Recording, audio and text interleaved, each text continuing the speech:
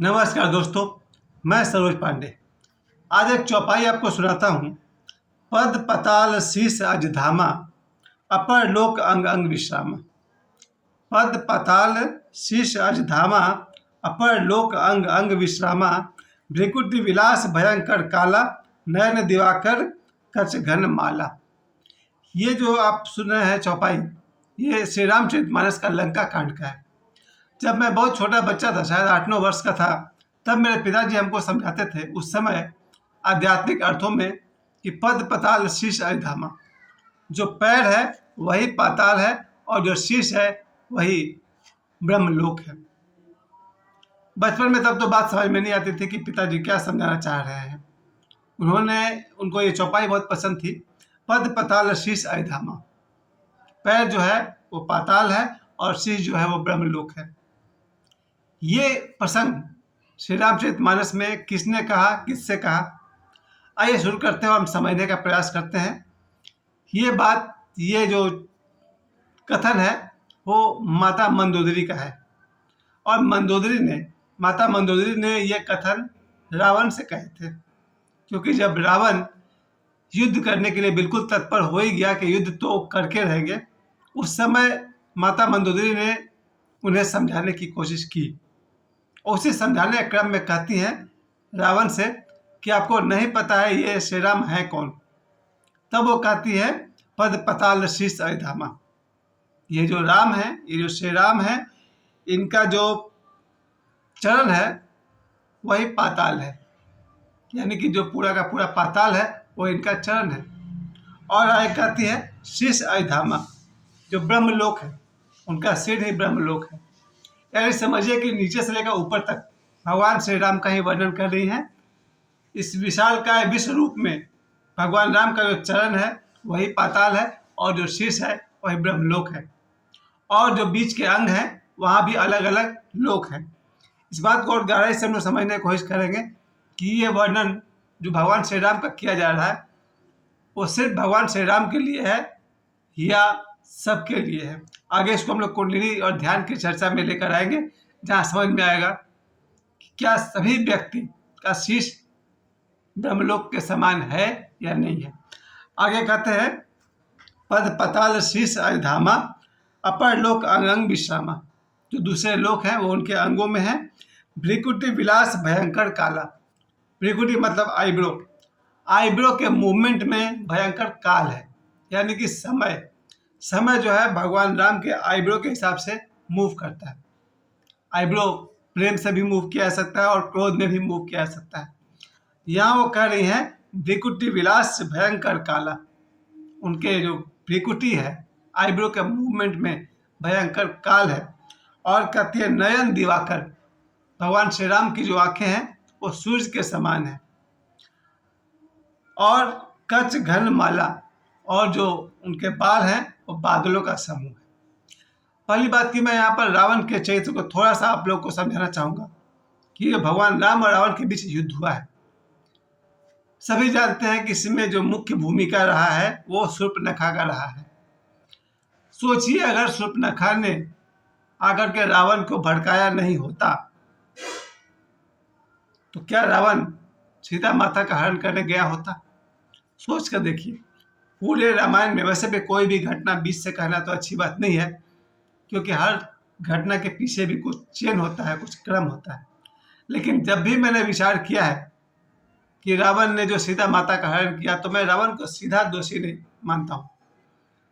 मैं मानता हूँ कि रावण को भड़काया था उनकी बहन ने। शूर्पणखा के कारण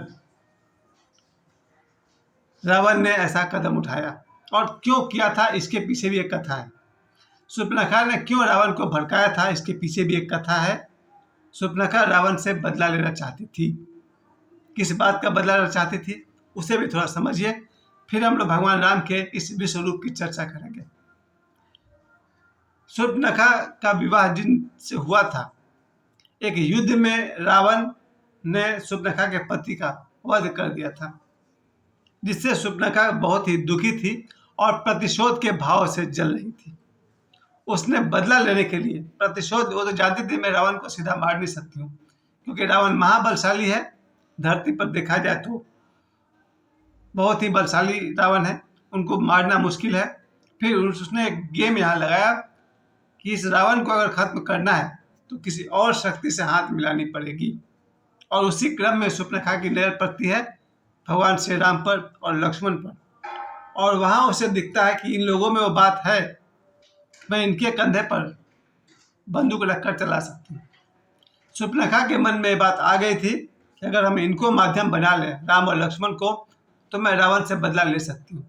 इसलिए उसने ऐसा ऐसा गेम खेला है वहां पर, जहाँ की शूर्पणखा ने भड़काया लक्ष्मण को, भगवान राम को, सीता माता को, और परिस्थिति के भड़काने का परिणाम ये हुआ कि लक्ष्मण जी ने शूर्पणखा की नाक काटी।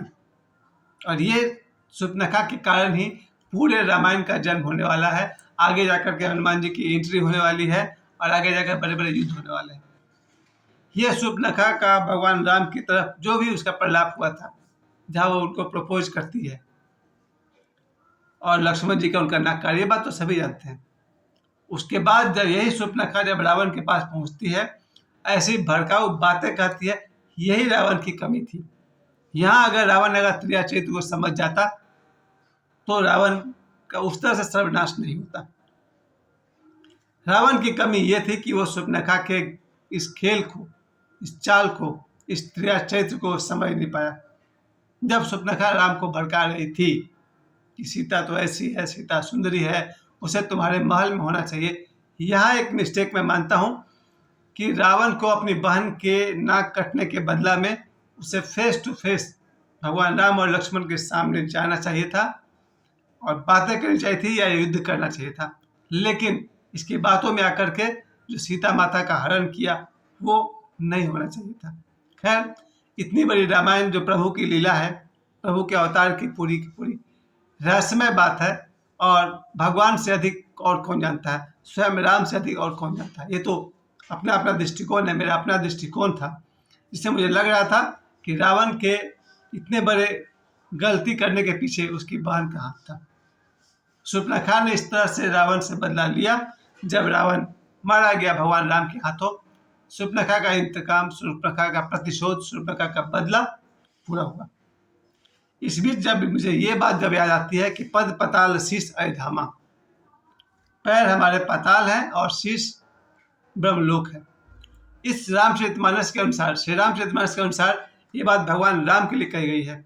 लेकिन अगर आप कुंडलिनी की बात करें, अगर आप ध्यान साधना की बात करें, अगर आप कबीरदास की बात करें, अगर आप ईड़ा पिंगला की बात करें, अगर आप सहस्त्रार की बात करें, अगर आप मूलाधार से सहस्त्रार तक के सातों चक्र की बात करें, तो आपको समझ में आएगा कि भगवान कृष्ण ने कहा है कि प्रत्येक जीवात्मा मेरा ही अंश है। भगवान श्री कृष्ण कहते हैं प्रत्येक जीवात्मा मेरा ही अंश है। यानी कि देखा जाए तो परमात्मा ही विभिन्न मनुष्यों में अवतार लेते हैं। हर मनुष्य, हर जीव जंतु में ही परमात्मा का वास है। यहाँ मैं कहना चाहता हूँ कि जिन लोगों ने भी कुंडलिनी पर काम किया है, जो कबीरदास जी की तरह ध्यान साधना करते थे, या फिर जितने भी लोग हम लोग जानते हैं, गोरखनाथ जी हो या कोई भी हो, ये ध्यान साधने वाले जो ईड़ा पिंगला का साधना करते हैं, अपने श्वासों को सम करते हैं, योग करते हैं, ध्यान करते हैं, उन्हें इस बात का पता है कि शरीर में जो 7 चक्रों का वर्णन है, जो मूलाधार से शुरू होकर के नाभि के पास से शुरू होकर के जो सिर तक का यात्रा है, जहाँ सिर के भाग को सहस्त्रार कहा गया, उसे ही यहाँ माता मंदोदरी ब्रह्मलोक कह रही है। भगवान राम का सिर तो ब्रह्मलोक है ही। अगर ऋषि मुनियों और ज्ञानियों की बात को माने तो हर मनुष्य का सिर ब्रह्मलोक है, अगर वो ध्यान साधना करे तो। नहीं तो यही सिर कचरा लोक है, कचरे का घर है, क्योंकि आदमी जितने भी बुरे विचार करता है इसी सिर में करता है। हमारा सिर कचरा गोदाम है या ब्रह्मलोक है, ये हमारे हाथ पर भी निर्भर है। हम अगर सिर्फ बुरे विचार से, हत्या के विचार से, झगड़े के विचार से भरे हुए हैं, तो कहाँ आपका सिर ब्रह्मलोक होगा। और जो लोग ध्यान साधना करके पवित्र गंगामयी हो जाते हैं, उनके लिए वही सिर ब्रह्मलोक है। इसमें मैं एक बात और कहूँगा कि मैंने माता मंदोदरी को बार बार माता संबोधन क्यों दिया है, इसके पीछे भी एक लाइन और है कि दुनिया में खास करके सनातन धर्म में 5 सतियों को सम्मान दिया गया है: तारा, कुंती, अहिल्या, मंदोदरी। तारा, कुंती, अहिल्या, मंदोदरी, द्रौपदी, ये 5 सती मानी जाती है। तारा, कुंती, अहिल्या, द्रौपदी, एक नाम और 5 सती, 5 देवियों को मंदोदरी सती माना गया। 3 तो उसी परिवार से आता है। ये 5 सती जिन्हें हम लोग प्रातः स्मरणीय मानते हैं कि सुबह नींद खुलने के बाद इन 5 का नाम हमें लेना चाहिए। इस तरह से हम लोगों ने मंदोदरी को माता संबोधन मैंने दिया और आज उनके याद करते हुए मैंने ये कहा कि भगवान राम का विश्व रूप के लिए एक बार मैं फिर से आपको याद दिला दूं और फिर मैं अपनी बात पूरी करूं। पद पाताल शीश अजधामा, अपर लोक अंग अंग विश्रामा, भृकुटि विलास भयंकर काला, नयन दिवाकर कच घन माला। सौभाग्य है मेरा जो कि मेरे घर पे श्री रामचरितमानस है और समय समय पर मैं उसका पाठ करता हूँ। मेरे पास वाल्मीकि रामायण भी है। आप सब जितने भी सनातनी भाई हैं, आप सबसे मेरा निवेदन है थोड़ा समय निकालिए और श्री रामचरितमानस का पाठ किया कीजिए। समय देने के लिए आप सभी को बहुत बहुत धन्यवाद।